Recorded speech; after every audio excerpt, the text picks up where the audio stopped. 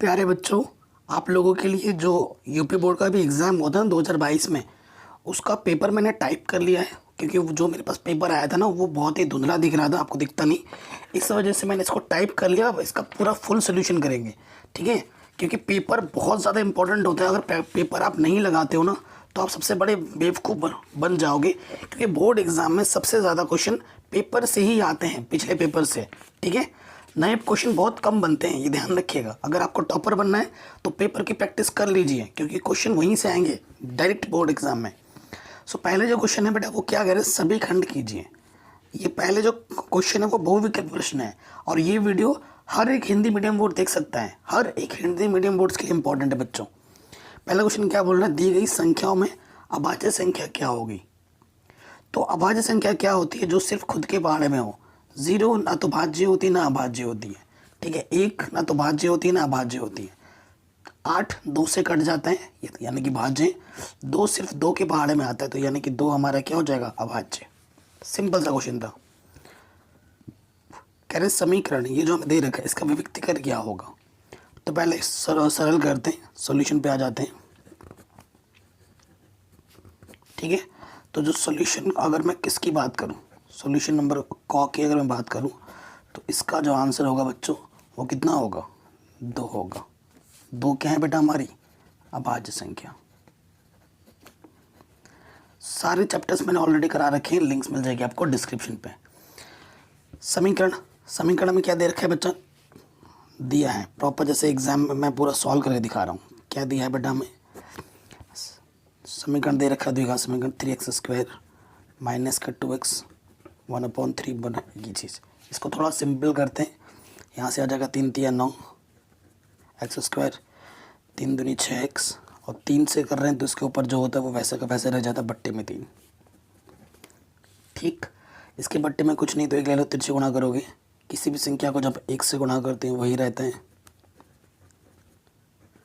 ठीक। और 3 गुणा 0 0, तो ये हमारा द्विघात समीकरण हो गया, ठीक है।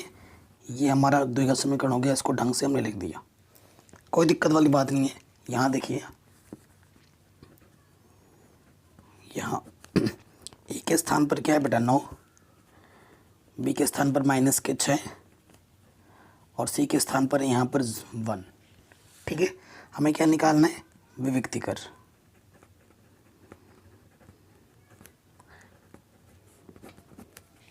विविक्तीकरण क्या होता है, डी बराबर b² माइनस के 4ac, ठीक है। रखेंगे, b का मान है माइनस के 6 वर्ग 4a, a का मान क्या है बेटा 9, c का मान क्या है 1, ठीक है। यहाँ से आ जाएगा 36, माइनस का वर्ग प्लस हो जाता है, 4 9 36, 36 में से 36 घटाएंगे तो d का मान क्या आ गया बच्चों, 0। तो विविक्तीकरण का मान कितना होगा बच्चों, 0 होगा। तो क्या ऑप्शन में 0 है, बिल्कुल है, चौथा ऑप्शन सही हो जाएगा। अगला क्वेश्चन है, अगर साइन a का मान 3/4 है तो कॉस a का मान क्या होगा, 1 नंबर में, ठीक है। सॉल्यूशन नंबर फर्स्ट का ख हो गया था, ये गौ है, ठीक है। हमें क्या दिया है बेटा, साइन a, हमें दिया है साइन a 3/4, ठीक है। और हमें निकालना है कॉस a का मान, ठीक। आप जानते हैं बच्चों, कॉस से बराबर क्या होता है सूत्र, अंडर रूट में 1 माइनस साइन स्क्वायर है। साइन का मान दे रखा है, तो इसी सूत्र का उपयोग करेंगे हम। आगे हल करते हैं। सो देखिए बेटा, कॉस ए, साइन का मान कितना दे रखा है क्वेश्चन में, 3/4 वर्ग कर देंगे। हल करो, 1 3 का वर्ग 9, 4 का वर्ग 16, ठीक है, कोई दिक्कत नहीं। सो यहाँ से क्या हो जाएगा, 16 आ जाएगा, 16 एक कम 16, यहाँ से माइनस कर देंगे 9, ठीक है। तो 16 में से 9 घटाएंगे तो कितना बचेगा, 7/16। 7 का वर्गमूल क्या होता है, 7 ही रहेगा, क्योंकि एक अभाज्य संख्या है। 16 का वर्गमूल 4, तो आंसर आ जाएगा अंडर रूट 7/4, ठीक है। अरे यार 3/5 दे रखा था, मैंने 3/4 लेके कर दिया। कोई नहीं, आप 5 लेके कर देना, तो मुझे फिर 5 लेके बताना कि आंसर कितना आएगा कमेंट सेक्शन में, ठीक है, कोई दिक्कत नहीं। अगले क्वेश्चन पे आ जाओ। कह रहे दो समरूप त्रिभुजों के क्षेत्रफल क्षेत्रफल 4:9 के अनुपात में है, तो त्रिभुजों की भुजाओं का अनुपात क्या होगा। ठीक है, घ नंबर पर हमारा क्वेश्चन है। सो देखो बच्चों, हमारे पास दो त्रिभुज हैं। मान लो ये दो त्रिभुज हमें समरूप दे रखे हैं। समरूप का मतलब दिखने में एक जैसे। पहला है ABC और दूसरा मान लेते हैं PQR। ठीक है, इसका क्षेत्रफल 4 और इसका क्षेत्रफल 9 दे रखा है, अनुपात। ठीक है, तो भुजाओं का अनुपात निकालना है। हम जानते हैं प्रमेय 6.6 से,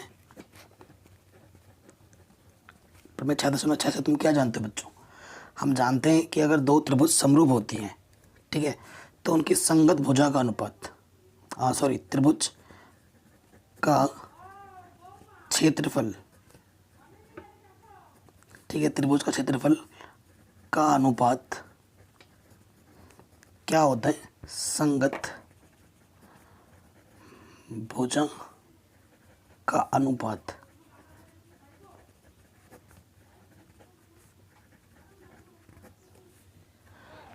ठीक है, ये चीज़ होती है।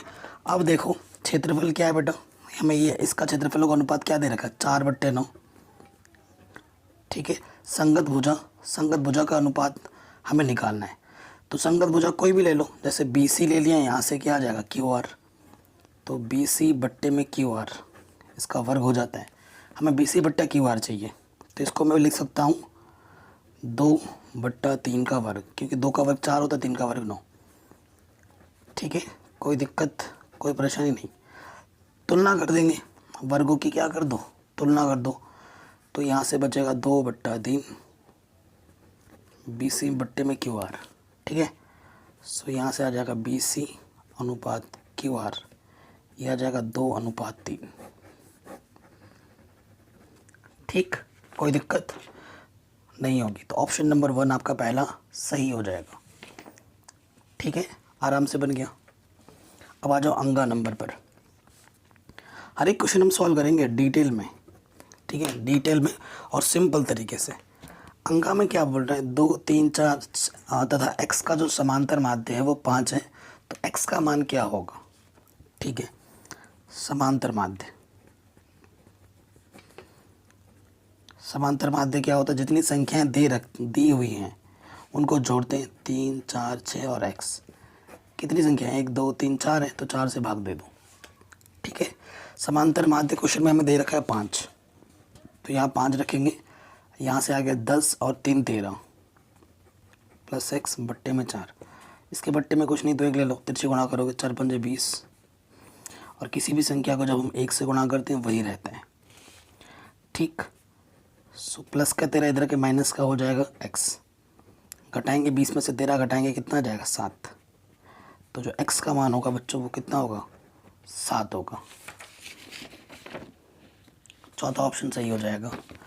ठीक है, अगले क्वेश्चन में आ जाओ। दो बिंदुओं के बीच की दूरी निकालनी है, 2,3, 4,1।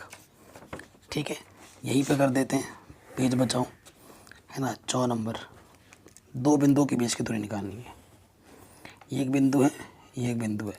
पहला बिंदु दे रखा है मुझे 2,3, ए बिंदु 2,3, और बी बिंदु दे रखा है 4,1। ठीक है, कोई दिक्कत नहीं है। ये मेरा x1 है, ये मेरा y1, ये मेरा x2 है, ये मेरा y2। ठीक है, और बीच की दूरी निकालनी है। सूत्र क्या होता है बेटा, x1 माइनस x2 का वर्ग, y1 माइनस y2 का वर्ग। ठीक है, मान रखिए x1 का मान 2 है, x2 का मान 4 है, y1 का मान 3 है, y2 का मान 1 है। 2 में से 4 घटाएंगे, माइनस का 2 का वर्ग, और यहाँ 2 का वर्ग, 2 का वर्ग 4, 2 का वर्ग 4, यह जाएगा 8। 8 का वर्गमूल बाहर निकालोगे तो ये होता है 2√2। ठीक है, क्या 2√2 है यहाँ पर, बिल्कुल है। आराम से ये क्वेश्चन हमारा सॉल्व हो गया।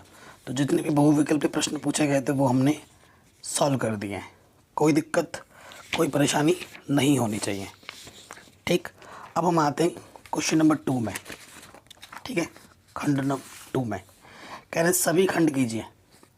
ठीक है, शानदार शानदार क्वेश्चन है ये सारे, और मोस्ट इंपॉर्टेंट, हर एक बोर्ड्स के लिए इंपॉर्टेंट है, आपको देख के ही पता लग रहा होगा। सॉल्यूशन में आ जाओ।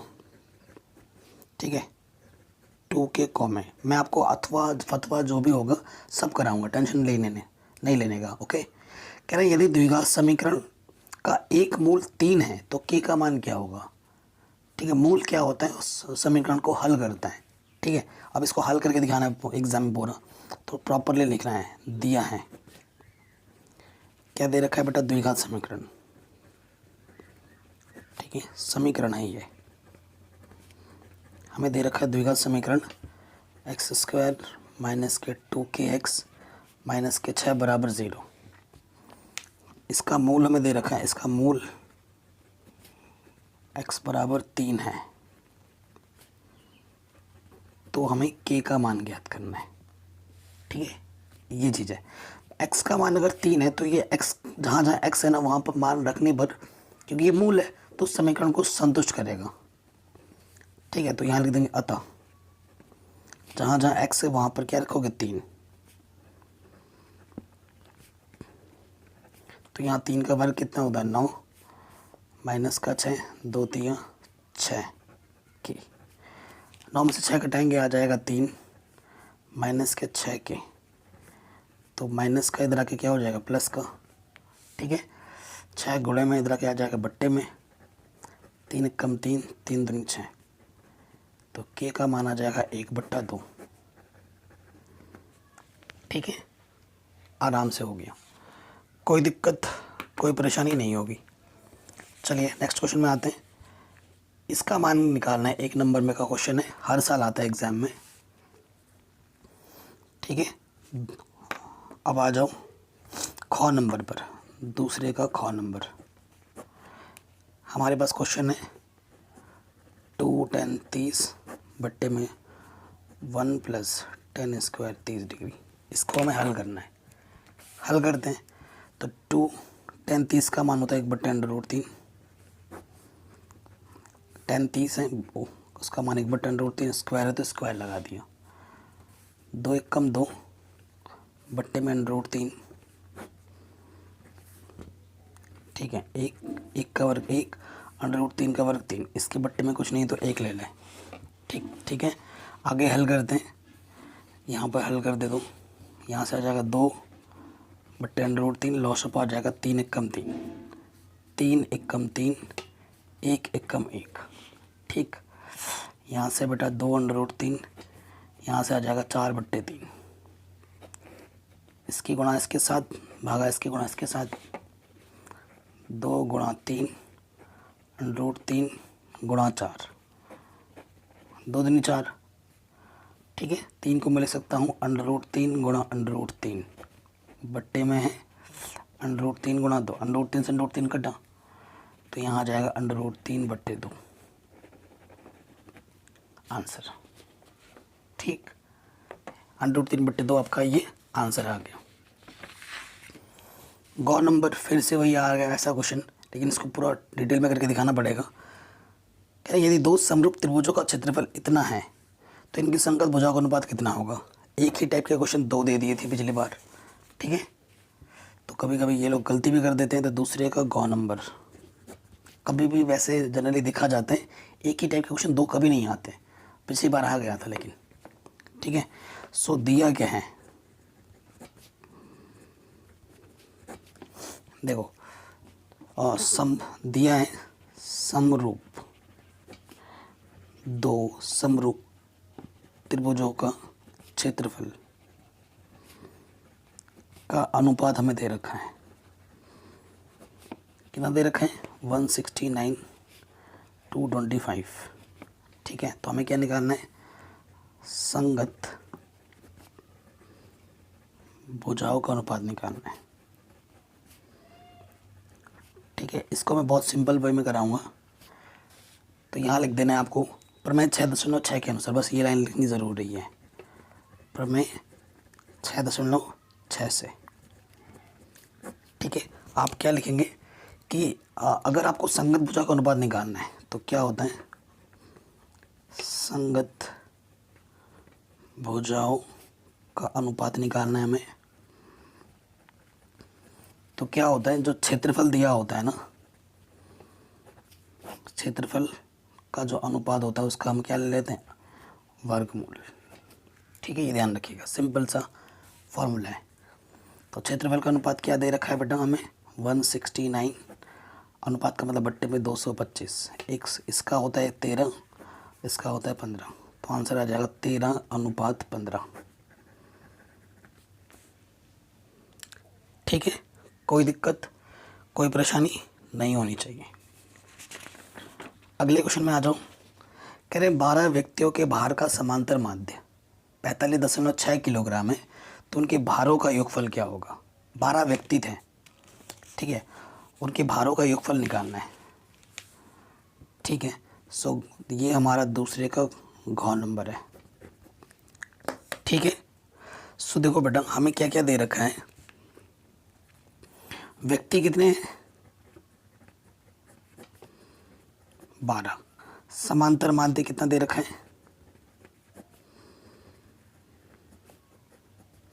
ये दे रखा है 45.6। हमें भारों का योगफल निकालना है।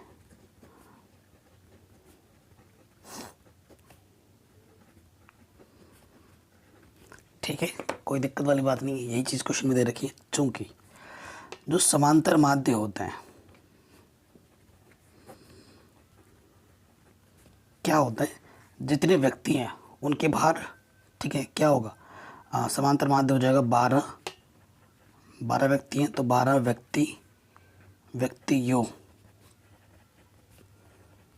का भार बट्टे में संख्या, 12 लोग हैं तो 12 हो जाता है। समांतर माध्य क्या दे रखा है, 45.6, और यहाँ पर आ जाएगा 12 व्यक्तियों का भार का योगफल। ठीक है, और बट्टे में कितना है बेटा, 12 है, तो 12 बट्टे में इधर के गुणे में लग जाएगा, सो 45.6 गुणा 12।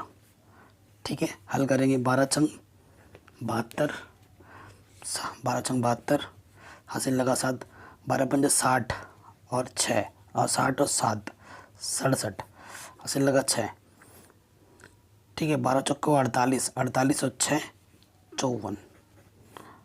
ठीक है, दशमलव के स्थान के बाद इतना हो जाएगा, केजी लिख दो, इंसान का भार केजी में लिखते हैं, तो 12 लोगों का भार कितना हो जाएगा, और 547.2 केजी, ये आपका आंसर आ जाएगा। ठीक है, कोई दिक्कत कोई परेशानी नहीं होगी, ये क्वेश्चन भी आपका आराम से बन गया। आगे बढ़ते हैं नेक्स्ट क्वेश्चन में। ठीक है, ये वाला पार्ट भी हमारा हो गया। आते हैं 2-2 नंबर वाले क्वेश्चन में। कह रहे सभी खंड कीजिए। ठीक है, अब आज जो गुणनखंड विधि द्वारा 96 और 404 का HCF और LCM ज्ञात कीजिए। ठीक है भाई, निकालते हैं। अब आते हैं क्वेश्चन नंबर 3 में।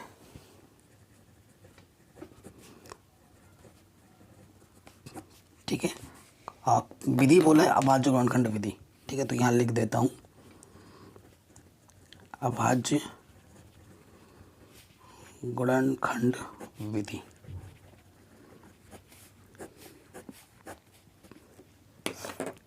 ठीक है, सो देखो 96 यहाँ लिखा मैंने, इसको काटो, 2 चौके 8, कितना बचा, 16 हो गया, 2 अट्ठे 16, 2 से काटो, 2 दूनी 4, 2 चौके 8, 2 एक कम 2, 2 दूनी 4, 2 छंग 12, 2 तियाँ 6, 3 एक कम 3।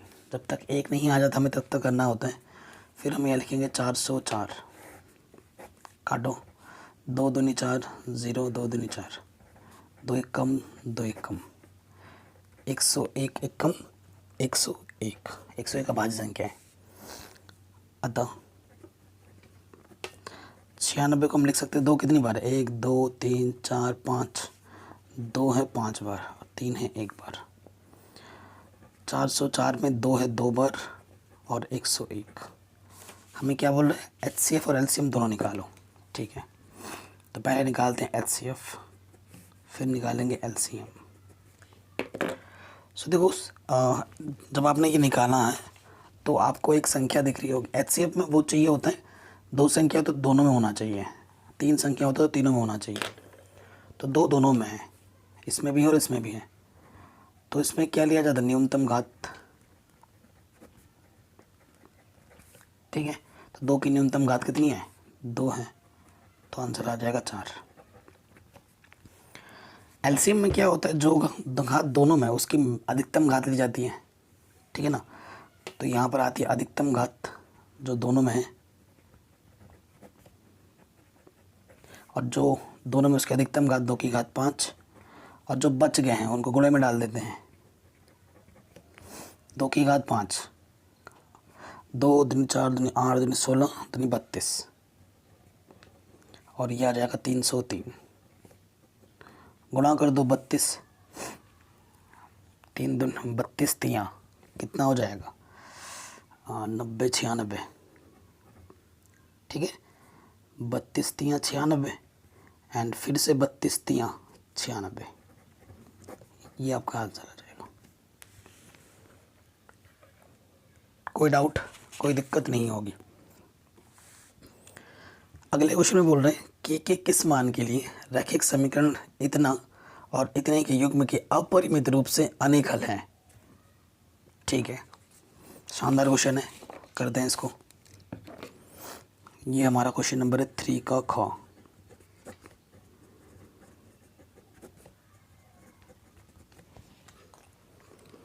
क्या दिया है समीकरण, उसको लिख ले दीजिए।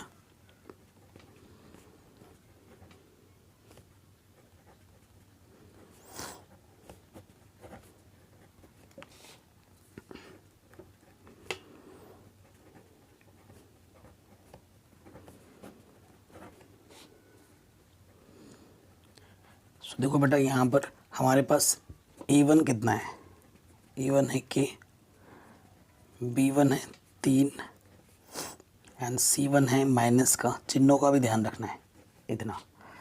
A2 कितना है 12, B2 कितना है के एंड C2 कितना माइनस के। ठीक है, सो आगे हल करते हैं। यहाँ लिख देंगे प्रश्नानुसार।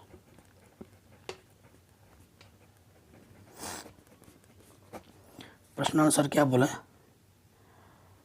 अपरिमित रूप से अनेक हल के लिए।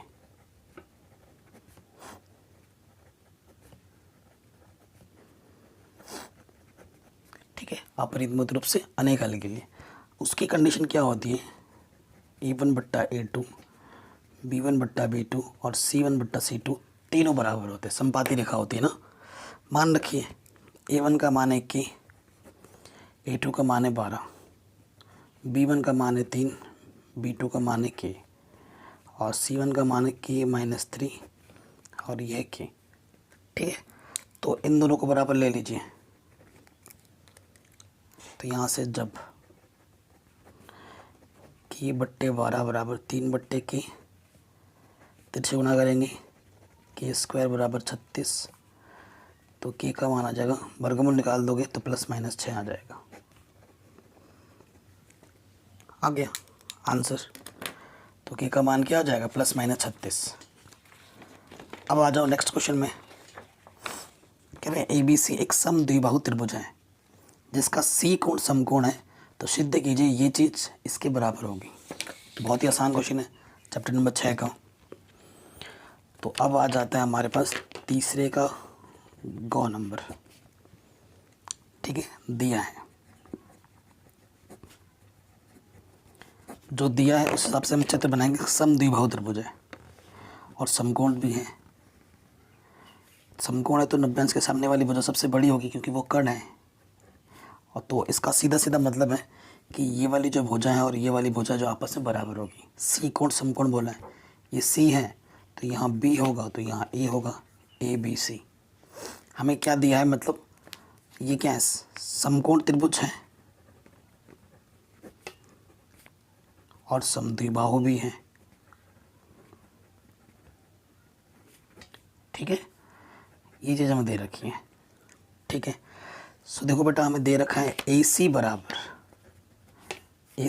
बी सी, जहाँ भी ज़रूरत पड़ेगी इसका इस्तेमाल करेंगे, ठीक है। और हमें सिद्ध क्या करना है बेटा,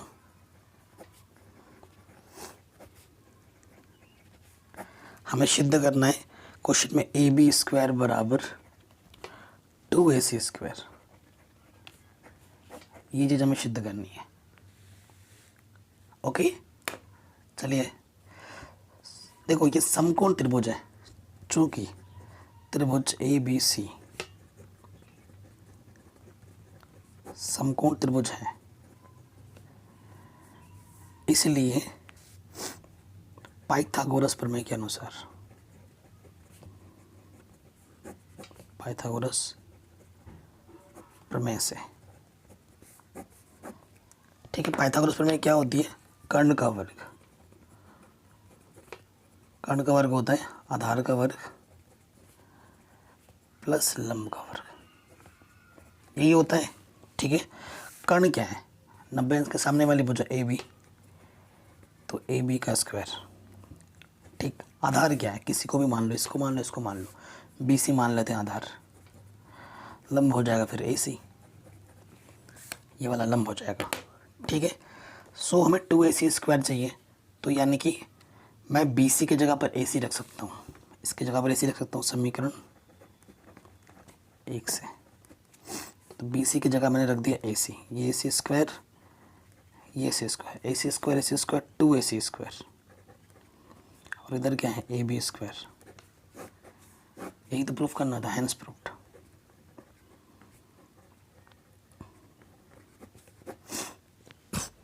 ठीक है बच्चों, आराम से हो गया, कोई दिक्कत कोई परेशानी नहीं होगी। आगे बढ़ते हैं नेक्स्ट क्वेश्चन में।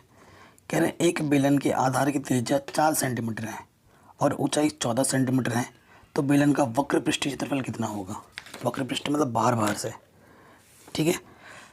हर एक वर्ड्स को ध्यान में देना है हमें, तीसरे का घ नंबर है। ये हमारा बेलन है, ये हमारा क्या है बेटा, बेलन।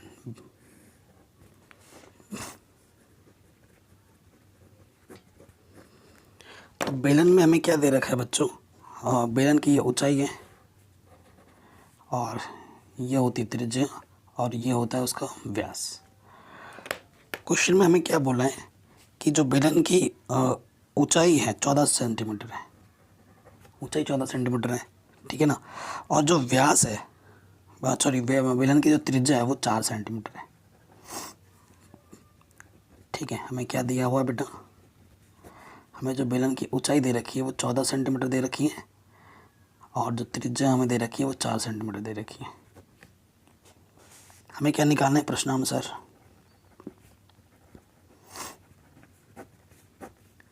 प्रश्नानुसार हमें बोला गया बेलन का वक्र पृष्ठीय क्षेत्रफल निकालो, बेलन का वक्र पृष्ठीय क्षेत्रफल निकालो, जो कि होता है 2πRh। पाई का मान कुछ नहीं बोला गया है तो 22/7 ले लेंगे 2, ठीक है। पाई का मान 22/7, आर का मान 4 और एच का मान दे रखा है 14, 7 दूनी 14, 22 दूनी 44, 4 दूनी 8, 4 8 32, हासिल लगा 3, फिर आ जाओ 4 8 32 और 3, ठीक है। 32 और 3 कितना हो जाएगा, ठीक है, इतना आ गया 352, तो ये आ जाएगा इतना सेंटीमीटर इसका क्षेत्रफल है ना, तो ये हमारा आंसर आ जाएगा, ठीक है, कोई दिक्कत नहीं। तो ये क्वेश्चन भी हमारा आराम से बन गया, ठीक है। तो अब आते हैं नेक्स्ट क्वेश्चन में। प्लीज़ बच्चों अगर वीडियो पसंद आ रही है तो प्लीज़ लाइक ज़रूर करें, यहाँ तक अगर देख रहे हो आप तो वीडियो पसंद आ रही है, ठीक है। अगले क्वेश्चन में आ जाते हैं। कह रहे सभी खंड कीजिए, ये जितने भी प्रश्न हैं ये हमें सारे करने हैं, ठीक है। चलिए स्टार्ट करते हैं। पहला क्वेश्चन क्या बोल रहे हैं, दिया है दो संख्याओं का HCF 9 है, तो दो संख्याओं का LCM ज्ञात करना है, ठीक है, कोई दिक्कत वाली बात नहीं है। सॉल्यूशन 4 का क, ठीक, क्या दिया है बेटा?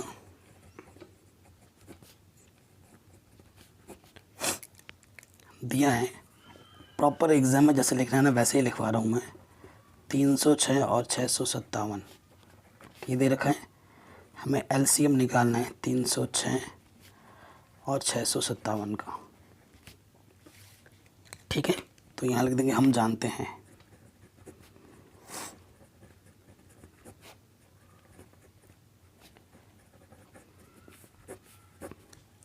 क्या जानते हो तुम कि जो प्रथम संख्या होता है गुणे द्वितीय संख्या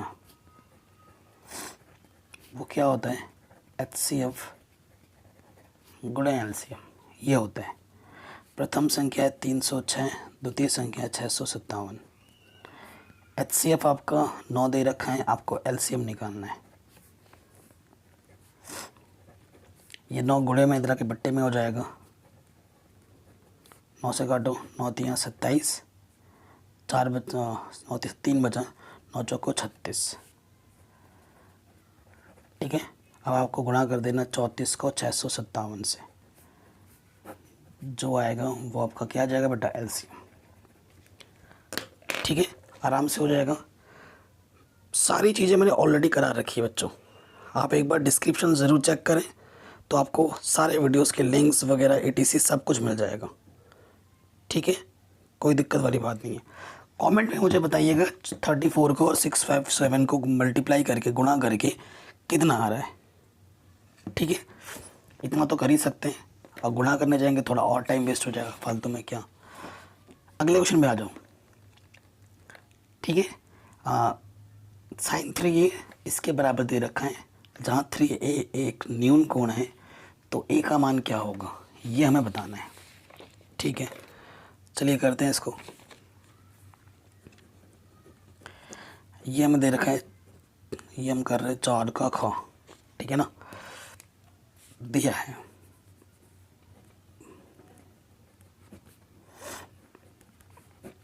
क्या दे रखा है बच्चों? हमें दे रखा है साइन 3A किसके बराबर है? cos A minus 26 degree. तो आगे हमें हल करना है, A का मान निकालना है। अब आप जानते हैं बेटा, जब भी बराबर रहेगा ना तो दोनों तरफ या तो साइन होना चाहिए, दोनों तरफ या तो कॉस होना चाहिए। परंतु मैं साइन थीटा को लिख सकता हूँ cos 90 माइनस थीटा, सूत्र होता है। ठीक, और यहाँ थीटा की जगह पे क्या है? 3 है, तो ये जगह cos 90 माइनस 3 है। इधर वाला बदला आपने तो इसको वैसे का वैसे रखना है। ठीक, दोनों तरफ cos हो गए, तुलना करेंगे तो तुलना करने पर ना एंगल बराबर आ जाए। तो मैं कहता हूँ कि cos से cos हट गया सिंपल में, तो यहाँ से बचेगा 90 माइनस के 3A और यहाँ से बचेगा A माइनस के 26। संख्याओं को एक तरफ लाऊं। ठीक है, माइनस का 26 इधर के प्लस का हो गया और माइनस का 3 इधर के प्लस का 3 हो गया। इसको हमने जोड़ा तो ये 116 आ गया, ये 4A आ गया, 4 गुणे में इधर के बट्टे में आ गया, भाग दो, तो यहाँ से आ जाएगा 4 दूनी 8, 3 बचा, 4 9 36, तो A का मान आ गया 29 डिग्री। ठीक, कोई दिक्कत कोई परेशानी नहीं होनी चाहिए। आगे बढ़ते हैं नेक्स्ट क्वेश्चन में। कह रहे 10 मीटर लंबी एक सीढ़ी एक दीवार पर टिकराने पर भूमि से 8 मीटर की ऊंचाई पर स्थित एक खिड़की तक पहुंचती है। दीवार के आधार से सीढ़ी के निचले सिरे की दूरी ज्ञात कीजिए। बहुत ही आसान सा क्वेश्चन है ये तो। ठीक है, क्वेश्चन पढ़ के पहले समझ के फिर करना है, डायरेक्ट नहीं आ जाना। पहले एक बार की जगह 2 बार पढ़ो। ठीक है, कह रहे हैं 10 मीटर लंबी एक सीढ़ी एक दीवार पर टिकाना है। तो ये हमारा दीवार है और ये हमारी ज़मीन है। सीढ़ी ये दीवार है, और जब इसके सीढ़ी टिकाएंगे तो ऐसे टिकाएंगे ज़मीन के साथ। ठीक है, मैं लिख भी देता हूँ। ये हमारी हो गई सीढ़ी। ठीक है, ये हमारी हो गई दीवार। दीवार ज़मीन के साथ 90 अंश के डिग्री पर हमेशा होती है, टेढ़ी मेढ़ी होगी तो गिर जाएगी। ठीक है, दीवार के आधार से सीढ़ी की निचली दूरी ज्ञात करनी है। सीढ़ी का निचला और ये दीवार का आधार, इसके बीच की दूरी क्या है, मान लेते हैं इसके बीच की दूरी x है, जो कि हमें ज्ञात करनी है। और 10 मीटर एक लंबी सीढ़ी है, इस सीढ़ी की जो लंबाई दे रखी है वो 10 मीटर दे रखी है। ठीक है, भूमि से 8 मीटर की ऊंचाई पर स्थित, भूमि से 8 मीटर की ऊंचाई पर स्थित एक खिड़की तक पहुंचना है। यहाँ पर खिड़की लगा है, तो यहाँ से लेकर यहाँ तक की जो दूरी है वो 8 मीटर है। ठीक है, तो हमें पूछा है यहाँ से लेकर यहाँ तक कितना होगा। नाम दे दो इसका ABC। ठीक, बहुत ही आसान क्वेश्चन है, पाइथागोरस प्रमेय लगाना है बस। ठीक है, तो त्रिभुज ABC में पाइथागोरस प्रमेय से, ठीक है, ये हम लिख देंगे। पाइथागोरस प्रमेय क्या होता है बेटा, कर्ण का वर्ग जो होता है वो होता है आधार का वर्ग प्लस लंब का वर्ग। ठीक, तो कर्ण हमारे पास क्या है 10 का वर्ग, आधार हमारे पास x है जो कि हमें निकालना है, और लंब हमारे पास 8 है। ठीक है, 10 का वर्ग 100, x स्क्वायर 8 8 64, संख्याओं को एक तरफ लाओ, प्लस का 64 इधर के माइनस का हो जाएगा, एक्स स्क्वायर बचा, घटाएंगे तो 36, यहाँ से एक्स स्क्वायर, वर्गमूल निकालना है 36 का। ठीक है, 36 का वर्गमूल क्या होता है 6 मीटर। तो दीवार के आधार से सीढ़ी के बीच की जो दूरी है वो कितनी होगी, 6 मीटर होगी। ये हमारा आंसर आ गया। ठीक है, कोई दिक्कत कोई परेशानी नहीं होगी। अगले क्वेश्चन में आ जाते हैं। क्या बोल रहा है हमसे, 5.8 सेंटीमीटर लंबाई का एक रेखाखंड खींचिए और इसे 4:3 के में विभाजित कीजिए और दोनों भागों की माप कीजिए। चलिए करते हैं इसको भी। ये हमारा घ नंबर है, चौथे का 2 नंबर में पूछा गया क्वेश्चन है, सिंपल सा क्वेश्चन है। तो देखो बेटा कैसे करेंगे, इसी जगह पे मैं कर देता हूँ। ठीक, मैं बना रहा हूँ बेटा पेन से, लेकिन आपको एग्ज़ाम में बनाना है पेंसिल से, आपको डार्क दिखे यही मेरा मकसद है, इसी वजह से ऐसा कर रहे हैं। सो सबसे पहले हमें क्या लेना है बच्चों, 5.8 सेंटीमीटर, 5 6 7 ये हो गया 8। ठीक है, ये 8 और ये ले लिया मैंने। ठीक है, इसका नाम दे दो AB, जो कि है हमारे पास 5.8 सेंटीमीटर। इसकी लंबाई कितनी है 5.8 सेंटीमीटर। 4:3 बोला है, 4 और 3 को जोड़ेंगे तो 7 होता है। ठीक है, 7 टुकड़े हम ले लेंगे। तो ए से ना न्यून कोण बनाते हुए एक रेखा खींचेंगे 7 हिस्सों बराबर। ये मैंने खींच दिया, 1 2 3 4 5 6 ये 7। ठीक है, अब इन पॉइंट्स के नाम लिखने हैं हमें।